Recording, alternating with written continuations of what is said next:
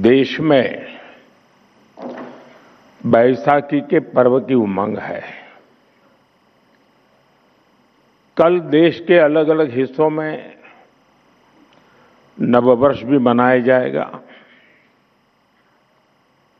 मैं आज जलियांवाला बाग नरसंहार के वीर बलिदानियों को भी श्रद्धांजलि देता हूं। साथियों, देश की विकास यात्रा के इन अहम पड़ावों के बीच भारत 21वीं सदी के सबसे बड़े निर्णयों में से एक निर्णय लेने जा रहा है।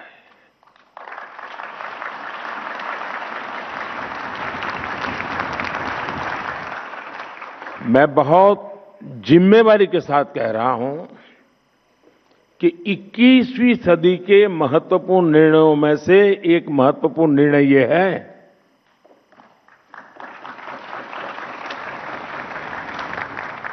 ये निर्णय नारी शक्ति को समर्पित है। नारी शक्ति वंदन को समर्पित है। हमारे देश की संसद एक नया इतिहास रचने के करीब है।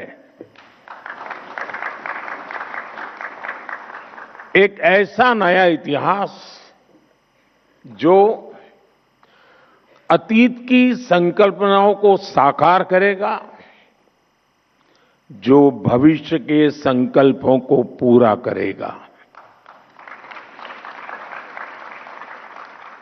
एक ऐसे भारत का संकल्प जो समता मूलक हो, जहां सामाजिक न्याय केवल एक नारा न हो, लेकिन हमारी कार्य संस्कृति का, हमारे वर्क कल्चर का, हमारी निर्णय प्रक्रिया का स्वाभाविक हिस्सा हो। साथियों, राज्यों की विधानसभाओं से लेकर देश की संसद तक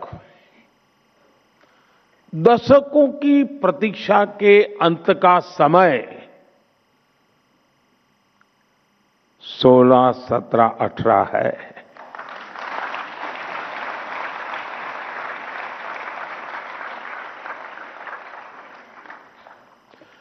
दो 2023 में नई संसद में जो नया भवन निर्माण हुआ, उसमें हमने नारी शक्ति वंदन अधिनियम के रूप में प्रथम कदम उठाया था। वह समय से लागू हो सके, महिलाओं की भागीदारी हमारे लोकतंत्र को मजबूती दे, इसके लिए 16 अप्रैल से संसद के बजट सत्र की विशेष बैठक का आयोजन होने जा रहा है। और उसके पहले आज नारी शक्ति वंदन का ये कार्यक्रम, मैं इसके लिए इस कार्यक्रम के जरिए हमें देश की कोटि कोटि माता बहनों का आशीर्वाद मिल रहा है। और मैं इस कार्यक्रम में आपको कोई उपदेश देने नहीं आया हूं, न ही मैं आपको जगाने आया हूं। मैं आज आया हूं आप सबके, देश की कोटि कोटि माताओं बहनों के आशीर्वाद लेने के लिए।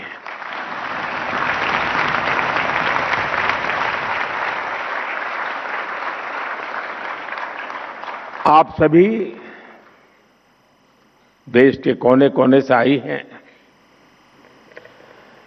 मैं आपकी इस उपस्थिति के लिए, इस महत्वपूर्ण काम के लिए आपने जो समय निकाला है, इसके लिए आपका हृदय से अभिनंदन करता हूं। साथ ही भारत की सभी महिलाओं को एक नए युग के आगमन की बधाई भी देता हूं। साथियों, लोकतांत्रिक संरचना में महिलाओं को आरक्षण देने की जरूरत दशकों से हर कोई महसूस कर रहा था, चर्चा भी होती थी। इस विमर्श को करीब करीब 4 दशक बीत गए, 40 साल बीत गए।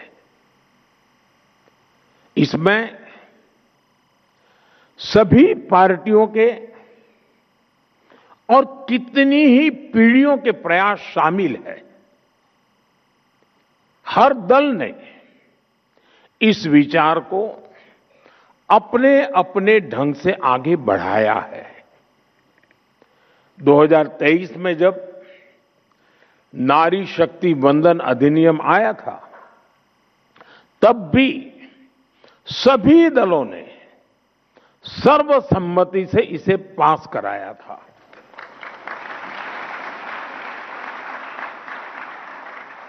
और तब एक सुर में ये बात भी उठी थी कि इसे हर हाल में 2029 तक लागू हो जाना चाहिए।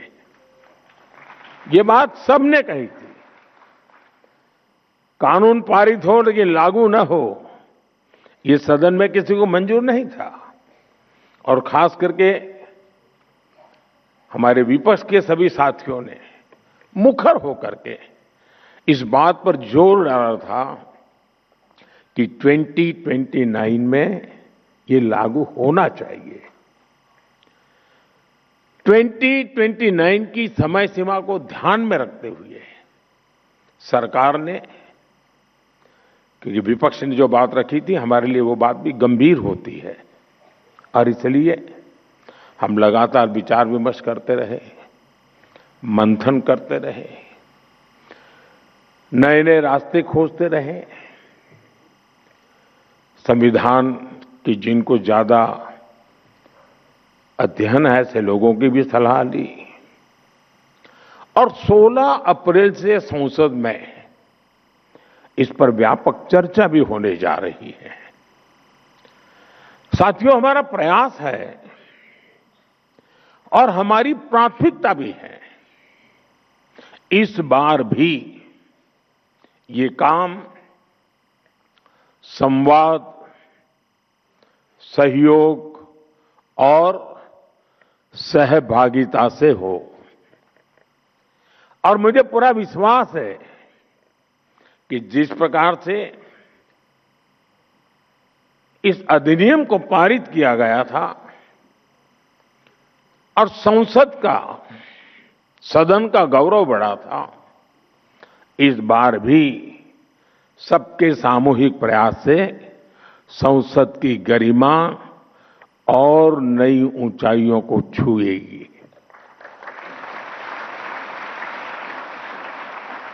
देश की हर नारी को भी अच्छा लगेगा कि हर दल ने राजनीति से ऊपर उठकर उनके हित में ये महत्वपूर्ण निर्णय लिया है, काम किया है। वैसे मैं देख रहा हूं, बीते कुछ दिनों से देश भर में महिलाएं मुखर होकर इस विषय पर बात कर रही है। व्यापक रूप से एक डिबेट चल रहा है, और लोकतंत्र की एक बहुत बड़ी ताकत है। विधानसभा और लोकसभा पहुंचने में उनके सपनों को, आप सबके सपनों को नए पंख मिलने जा रहे हैं।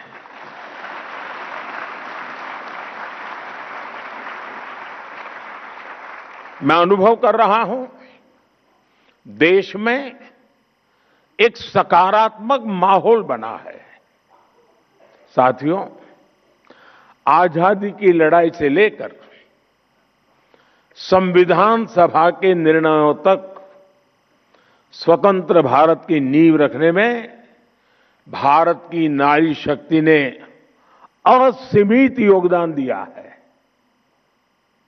इतिहास गवाह है। और आजादी के बाद भी जिन महिलाओं को प्रतिनिधित्व का मौका मिला, उन्होंने देश के लिए बहुत शानदार काम किया है। हमारे देश में राष्ट्रपति से लेकर प्रधानमंत्री तक महिलाएं जहां भी रही हैं, उन्होंने अपनी अलग लेगेसी बनाई है। इस समय भी हमारे देश में राष्ट्रपति जी से लेकर वित्त मंत्री तक ऐसे अहम पद महिलाएं ही संभाल रही है। उन्होंने देश की गरिमा और गौरव दोनों को बढ़ाया है। साथियों, हमारे देश में महिला नेतृत्व का एक बेहतरीन उदाहरण पंचायती राज संस्थाएं भी हैं। आज भारत में 14 लाख से अधिक महिलाएं लोकल गवर्नमेंट बॉडीज में सफलतापूर्वक काम कर रही हैं।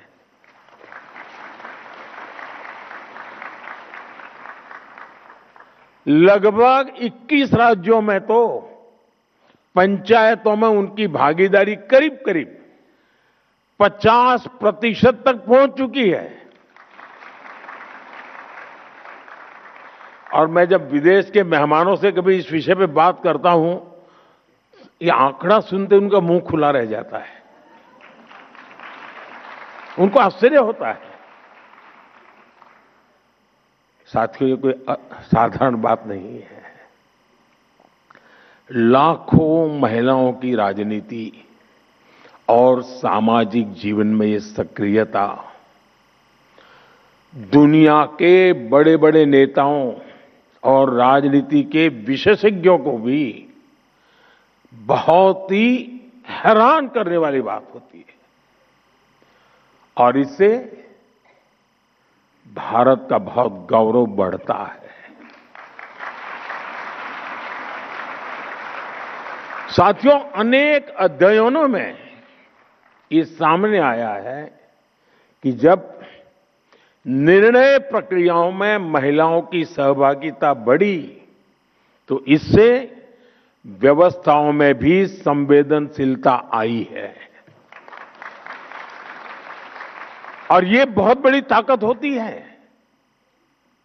और इसका परिणाम है पानी, शिक्षा, स्वास्थ्य, पोषण, ऐसे कई विषयों में ज्यादा समर्पण भाव से, ज्यादा संवेदनशीलता से परिणामकारी काम हुए हैं। जल जीवन मिशन, मैं समझता हूं इसकी सफलता का सबसे बड़ा उदाहरण है। इसमें पंचायत स्तर पर महिलाओं की भागीदारी की ही बहुत बड़ी भूमिका है। साथियों, हमारे लोकल बॉडीज और संस्थानों में इतने वर्षों से जो लाखों महिलाएं काम कर रही हैं, नेतृत्व कर रही है, उनके पास ग्रासरूट लेवल का बहुत समृद्ध और लंबा अनुभव है। वो अब और बड़ी भूमिका के लिए तैयार है और तत्पर भी है। मैं मेरा अपना निजी अनुभव बताता हूं। ये सामर्थ्य क्या होता है? मैं 2001 में नया नया मुख्यमंत्री बना। मुझे कोई ज्यादा अनुभव नहीं था सरकार चलाने का, शासन व्यवस्था का। एक प्रकार से मैं नया व्यक्ति था। शायद 2002 या 2003 की घटना होगी। हमारे एक विधायक मेरे पास आए, बोले मेरे क्षेत्र में एक गांव की पंचायती की बहनें आपको मिलना चाहती हैं। ये खेड़ा डिस्ट्रिक्ट, आनंद डिस्ट्रिक्ट का इलाका था जहां सरदार साहब का जन्म हुआ था। तो मैंने कहा भाई उनको पंचायत का कोई काम होगा तो पंचायत मंत्री को मिला लीजिए उनको। नहीं, बोले साहब वो आपसे मिलना चाहते हैं। मैं कहा क्यों? तो बोले पंचायत में सबकी सब मेंबर महिलाएं हैं, एक भी पुरुष मेंबर ही नहीं है हमारी पंचायत में। मैंने कहा ऐसे कैसे? बोले गांव वालों ने तय किया कि इस बार प्रधान महिला है तो मेंबर भी सब महिला, कोई पुरुष चुनाव ही नहीं लड़ा था। तो मेरा ध्यान स्वाभाविक गया। मैंने कहा भाई जरूर मैं मिलूंगा। छोटा सा गांव था, कोई शायद 13 मेंबर की पंचायत थी। तो मैंने उनको समय दिया, वो सब आई मिलने के लिए। वो 13 बहनें थी, उसमें जो गांव की प्रधान बनी थी वो शायद 8वीं कक्षा तक पढ़ी थी। बाकी जो बहनें थी, एक दो बहनों तो घूंघट भी लगा हुआ था। वो ज्यादा शायद कुछ तो होगी जिन्होंने स्कूल भी नहीं देखा होगा। तो सब आए। मुझे लगता है ये सब बड़े बड़े लोगों ने उनको कोई मेमोरेंडम पकड़ा दिया होगा, कुछ मांग लेकर के आए होंगे कि मेरे गांव में ये करो, मेरे गांव में वो करो। मैं हैरान था, उनके हाथ में कोई कागज नहीं था। तो बैठे, मैंने परिचय किया। तो पूछा आपने समय मांगा था, क्या काम है? नहीं, बोले कोई काम नहीं है। ऐसे ही बोले हम चुनकर आए हैं तो मिलने आए थे। अब ये भी मेरे लिए बड़ा आश्चर्य था, वरना नेता लोग आते हैं तो सिर्फ मेमोरेंडम लेके आते हैं। फिर मैंने उनको पूछा, अच्छा बताइए, मैंने कहा कि आपको अगर 5 साल इतना बड़ा काम मिल गया, आप सब बहनें गांव को संभालने वाली हैं, तो आपका सपना क्या है? 5 साल में क्या करोगे आप लोग? गांव में कैसा करोगे? सामान्य होता तो क्या जवाब देता?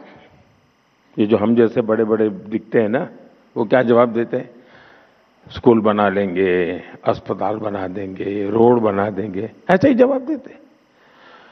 उस दिन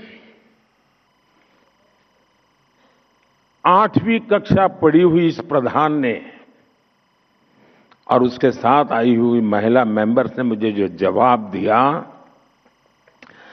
वो शायद दुनिया का बड़े से बड़ा अर्थशास्त्री नहीं दे सकता है। और वो बात आज भी मेरे लिए एक लेसन की तरह है। मैं सीएम बना, पीएम बना, लेकिन उस पंचायत की महिलाओं की वो बात मेरे लिए आज भी मार्गदर्शक है। आपको आश्चर्य होगा ऐसा क्या जवाब दिया होगा। जब मैंने उनको पूछा क्या करेंगे आप, 5 साल आपको मिले हैं, गांव ने आपको नहीं बढ़ाई, तो तब उन्होंने मुझे जवाब दिया, साहब एक इच्छा है। मैंने कहा क्या? और वो जवाब आज भी मेरे कानों में गूंजता रहता है।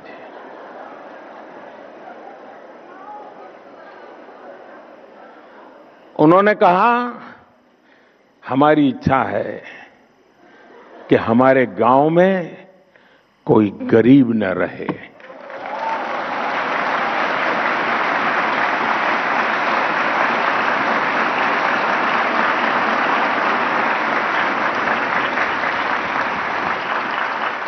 बड़े से बड़े अर्थशास्त्रियों के लिए भी इससे बड़ा कोई संदेश नहीं हो सकता है। यह अपने आप में मेरे लिए एक बड़ा सुखद अनुभव था। और वो आज भी शब्द मेरे कानों में गूंजते रहते हैं। और इसलिए जमीन से जुड़े हुए अनुभव से जो वाणी निकलती है ना, वो वेद वाक्य बन जाता है।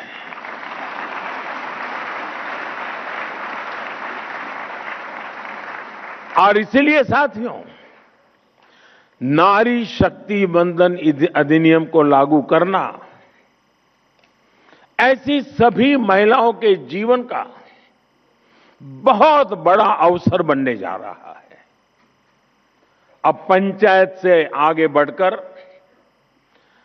पार्लियामेंट पहुंचने का उनका सफर और आसान होने जा रहा है। साथियों, आज विकसित भारत की हमारी यात्रा में महिलाओं की भूमिका और भी अहम हो गई है।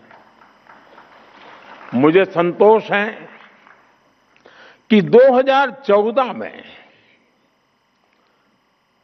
आप सबने, देशवासियों ने हमें यहां सेवा करने का अवसर दिया है और तब से लेकर अब तक हमारी सरकार ने महिलाओं के जीवन चक्र के हर पड़ाव के लिए योजनाएं बनाई, उन्हें सफलतापूर्वक लागू किया। आज पहली सांस से लेकर आखिरी सांस तक हमारी सरकार कोई न कोई योजना लेकर के भारत की बहन बेटियों की सेवा में हाजिर है।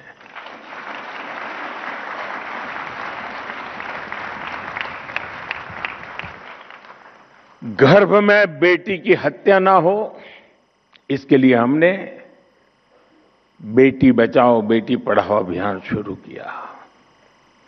गर्भ की अवस्था में मां को सही पोषण मिले, इसके लिए हर गर्भवती मां को मातृ वंदना योजना के तहत 5,000 रुपए की आर्थिक मदद दी। जन्म के बाद बेटी को पढ़ाई में मुश्किल ना हो, इसके लिए ज्यादा से ज्यादा ब्याज मिले, ऐसी सुकन्या समृद्धि योजना शुरू की।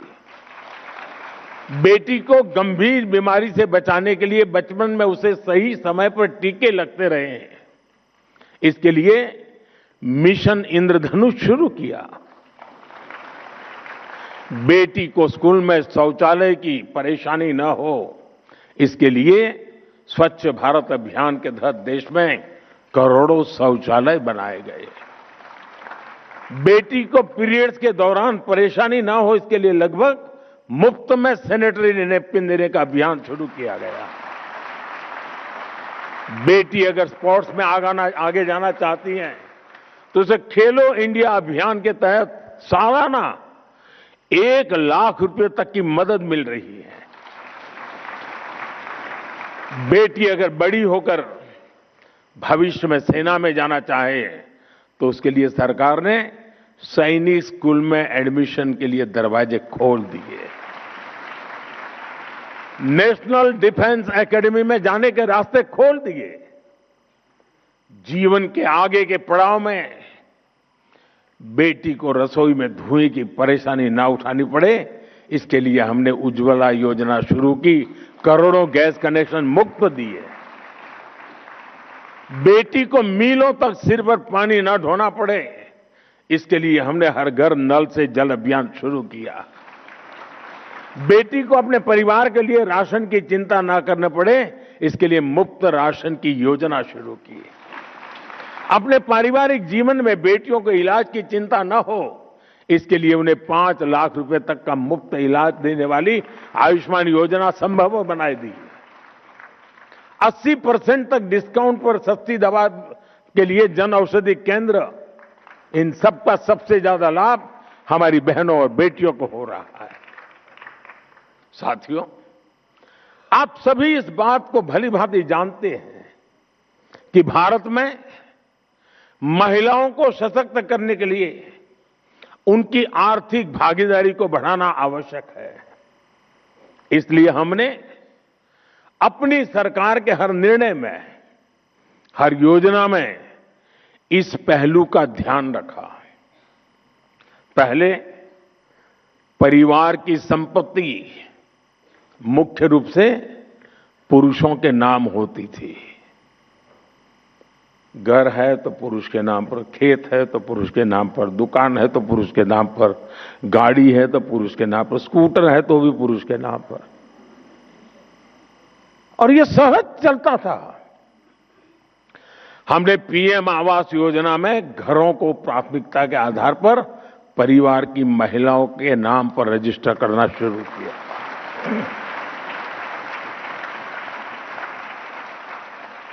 बच्चे स्कूल जाते हैं तो स्वाभाविक रूप से पिता का नाम लिखा जाता है। हमने आकर ये शुरू किया, मां का नाम भी लिखा जाएगा।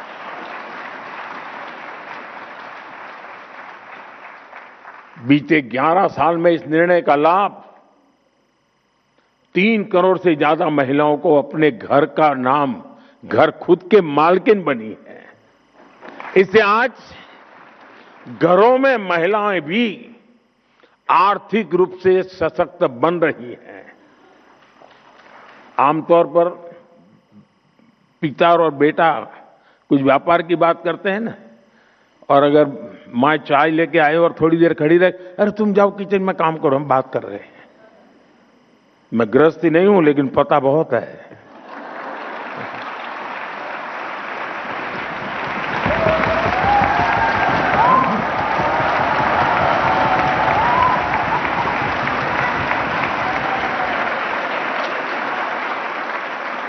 लेकिन अब जब वो आर्थिक ताकत बनी है ना, तो बेटा भी कहता है, अरे जरा मम्मी को बुलाइए ना बातचीत में, उनको बुलाइए ना।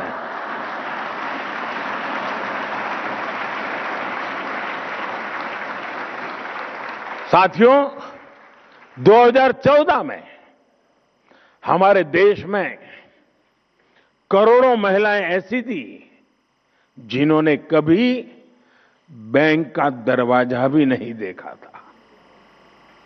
महिलाएं बैंकिंग सेक्टर से जुड़ी नहीं थी, तो उन्हें बैंकिंग का लाभ कैसे मिला? हमने जनधन योजना शुरू की तो देश की 32 करोड़ से ज्यादा महिलाओं के बैंक खाते खुले।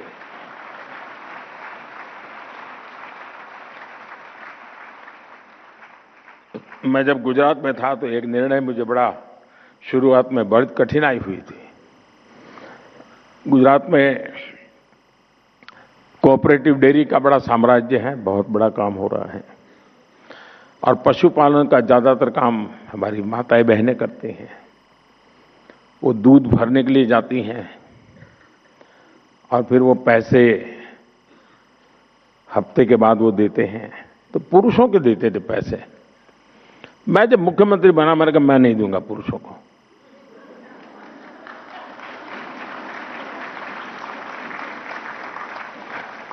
उस समय मैंने बैंकों में जो दूध भरने आने वाली बहनें थी, उनके बैंक खाते खुलवाए, और उस समय डेयरी में दूध का पैसा सीधा महिलाओं के बैंक खाते में जाने लगा।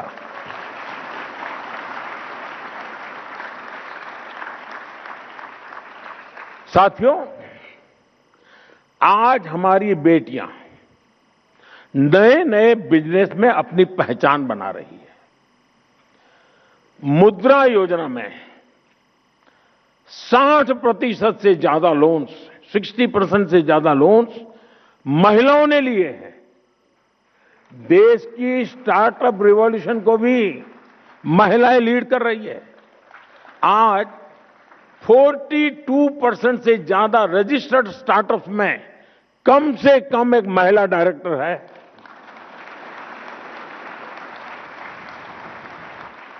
महिलाओं के करियर पर प्रभाव ना पड़े, इसके लिए हमने मैटरनिटी लीव को भी बढ़ाकर 26 हफ्ते कर दिया है। दुनिया के समृद्ध देशों में भी ये सुविधा नहीं है। जब मैं उनको बताता हूं तो आंखें फट जाती हैं इनकी। साथियों, आपको याद होगा कुछ साल पहले देश ने स्किल इंडिया मिशन लॉन्च किया था। हमने वोकेशनल ट्रेनिंग प्रोग्राम शुरू किए थे। आज उसका परिणाम हम हजारों ड्रोन दीदी के जरिए हो रही कृषि क्रांति के रूप में देख रहे हैं। मैं एक बार ये जो ड्रोन दीदी है उनके साथ वीडियो कॉन्फ्रेंस पे बात कर रहा था। गांव की बेटियां हैं, कोई बहू है, वो ड्रोन चलाने से, तो उन्होंने मुझे कहा अब तक तो हमें गांव में कोई बुला, अब तो बोले पायलट कह के बुलाते हैं, हमारी पहचान बन गई, हम पायलट है। यानी परसेप्शन कितना बड़ा तेजी से चेंज हो सकता है एक छोटे से निर्णय से। महिलाएं टेक्नोलॉजी के जरिए आधुनिक खेती करना सीख रही हैं। आपको ये जानकर खुशी होगी कि पिछले 11 साल में करीब 10 करोड़ महिलाएं स्वयं सहायता समूहों से जुड़ी हैं। सरकार ने ग्रामीण अर्थव्यवस्था को गति दे रही ऐसी 6 करोड़ बहनों को लखपति दीदी बनाने का लक्ष्य रखा है और इसमें से 3 करोड़ से ज्यादा ग्रामीण महिलाएं लखपति दीदी बन चुकी है।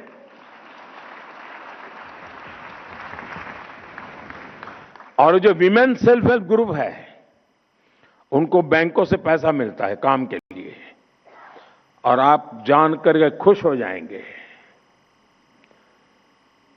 अगर उनको बुधवार को पैसा जमा करना है तो मंगलवार को जाकर के जमा कर देती है। एक दिन पहले बहनों के पास जो व्यवहार है, कोई एनपीए नहीं हो रहा है जी, सारे के पैसे बैंक से जाते उतने ही वापस आते हैं। और मैंने देखा है, मैंने शासन में आने के बाद बैंकों के कारोबार में गरीबों की अमीरी भी देखी है और अमीरों की गरीबी भी देखी है।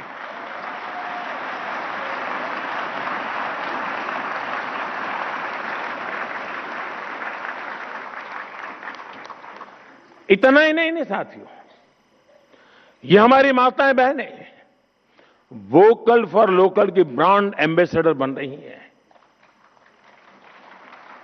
बहनों, विमेन लेड डेवलपमेंट के विजन की बहुत बड़ी सफलता यह है कि इसने महिलाओं के प्रति पुरानी सोच को चुनौती दी है।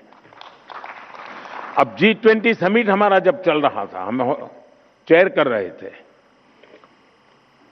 दुनिया के देशों को मुझे समझाना पड़ा था कि विमेन डेवलपमेंट और विमेन लेड डेवलपमेंट में क्या अंतर होता है। दुनिया का बहुत बड़ा वर्ग विमेन डेवलपमेंट तक सहमत था, विमेन लेड डेवलपमेंट के लिए मुझे ताकत लगानी पड़ी थी और हमें सफलता मिली थी। इस सोच का परिणाम है कि आज महिलाएं उन सेक्टर्स में भी बुलंदियों को छू रही हैं जहां कभी पुरुषों का एकाधिकार माना जाता था।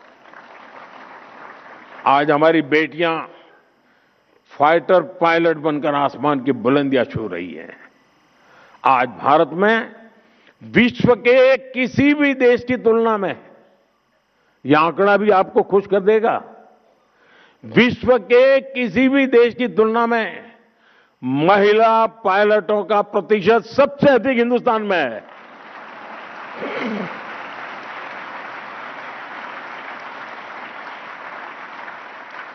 आज पीएचडी एनरोलमेंट में बेटियों की संख्या 2014 की तुलना में डबल हो चुकी है। हायर एजुकेशन और रिसर्च में करीब करीब आधी भागीदारी हमारी बेटियों की है। मैथ्स और साइंस की पढ़ाई में, स्टेम एजुकेशन में बेटियों की संख्या करीब करीब 43% तक पहुंच गई है। मुझे याद है, मैं दुनिया के एक समृद्ध देश में एक बार गया, तो वहां के शिक्षा मंत्री मेरे साथ लिफ्ट में हम लोग जा रहे थे, मतलब पूछा मुझे कि भारत में महिलाएं एजुकेशन में कैसा है। मैंने कहा बहुत अच्छा है, ज़्यादा है, कुछ जगह पे तो पुरुषों से ज़्यादा महिलाएं। तो फिर उन्होंने बड़ी जिज्ञासा से पूछा, स्टेम एजुकेशन में क्या महिला हिस्सा? मैंने कहा 50% हिस्सा उन्हीं का है। तो उनके लिए आश्चर्य था। ये दुनिया के समृद्ध देश की शिक्षा मंत्री की मैं बात कर रहा हूं। साथियों, हमारे समाज में एक बड़ी चुनौती महिला सुरक्षा को लेकर भी रही है। सदियों से महिलाओं को अपनी सुरक्षा के लिए मौन रहना पड़ा है। हमारी सरकार ने इस दिशा में भी मजबूत कदम उठाए हैं। न्याय व्यवस्था अधिक संवेदनशील बने, निर्णय प्रक्रिया तेज हो, इसके लिए हमने कानूनी बदलाव तो किए ही हैं, साथ ही फास्ट ट्रैक विशेष अदालतों की स्थापना भी की गई है। भारतीय न्याय संहिता में भी महिला सुरक्षा को प्राथमिकता दी गई है। एफआईआर दर्ज कराने की प्रक्रिया को सरल बनाया गया है। अब किसी भी स्थान से एफआईआर या जीरो एफआईआर दर्ज की जा सकती है। पीड़िता के बयान को ऑडियो वीडियो के माध्यम से रिकॉर्ड करने जैसी व्यवस्था लागू की जा गई है। ऐसे कितने ही कदम हैं जिनके जरिए हम प्रगतिशील समाज की अवधारणा को साकार कर रहे हैं। साथियों, जीवन के हर पड़ाव, हर चिंता, सुख दुख, हर अवसर पर, ऐसी हर परिस्थिति में ध्यान देते हुए हमारी सरकार ने अनेक छोटे बड़े कदमों से महिलाओं को सशक्त किया है। इसी का परिणाम है देश अब अपने लोकतंत्र को नई बुलंदी पर लेकर जाने के लिए तैयार है। साथियों, देश की नारी शक्ति ने अपने परिश्रम, साहस और आत्मविश्वास से नई ऊंचाइयों को छुआ है। अब हमें मिलकर इस शक्ति को नई ऊर्जा देनी है। उसके लिए अवसरों का विस्तार करना है। मैं आज इस मंच से देश की माताएं, बहनें, बेटियां, सबको विश्वास दिलाना चाहता हूं कि देश उनकी आकांक्षाओं को समझता है और उनके सपनों को साकार करने के लिए हर आवश्यक कदम उठा रहा है। साथियों, मैं संसद में होने वाली चर्चा से पहले देश की नारी शक्ति से भी अपील करता हूं कि आप इस पूरी प्रक्रिया में अपनी सक्रियता बनाए रखिए। आप अपने अपने क्षेत्र के सांसदों से भी जरूर मिलिए। देश की महिलाएं अपने सांसदों से अपना पक्ष रखें, अपनी अपेक्षाएं उन्हें बताएं और जिस दिन वो सदन में आने के लिए अपने यहां से निकले तो जरा फूलमालाएं देकर के उनको विदाई भी दीजिए।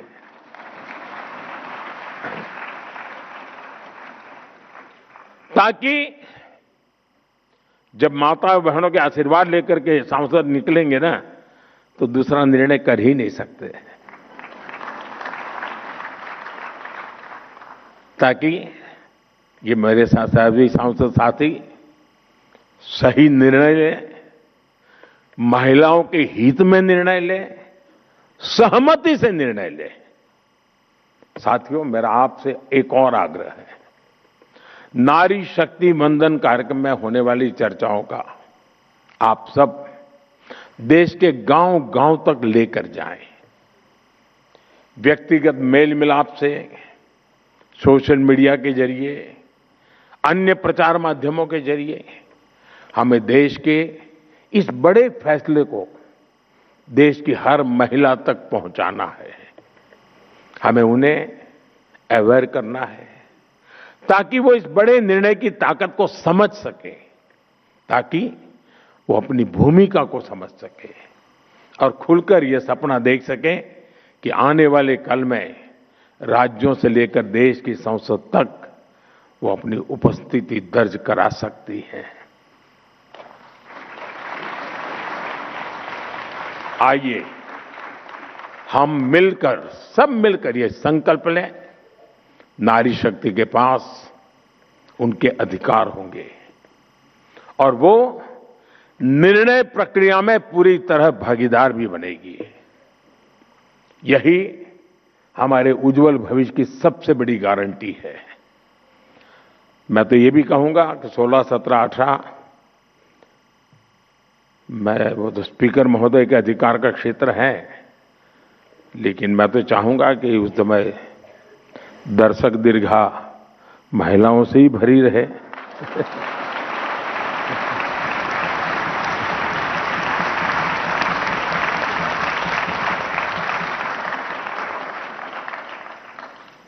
एक उत्सव का माहौल बनेगा पूरे देश में और ये दल वो दल वाला विषय नहीं रहने वाला है। कौन जीता, कौन हारा, किसने किया, किसने सब, सारा क्रेडिट देश की मातृशक्ति को है, सारा क्रेडिट देश की संसद को है, सारी क्रेडिट हिंदुस्तान के सभी राजनीतिक दलों को है, सारी क्रेडिट पिछले 3-4 दशक से लगातार जो जो काम कर रहे हैं सबको क्रेडिट है। ये सबका है, सबके सहयोग से है और सबकी भलाई के लिए है। इसी विश्वास के साथ आप सबने इतना समय निकाला, इतना उमंग उत्साह के साथ इस कार्यक्रम में शरीक हुए। मैं हृदय से आपका बहुत बहुत अभिनंदन करता हूं, आभार व्यक्त करता हूं। बहुत बहुत धन्यवाद। आपका कोटि कोटि आभार माननीय प्रधानमंत्री जी, आपके उत्प्रेरक उद्बोधन के लिए हृदय से आभारी हैं। 2029 तक नारी शक्ति वंदन हो लागू, समस्त नारी शक्ति की बुलंद आवाज है।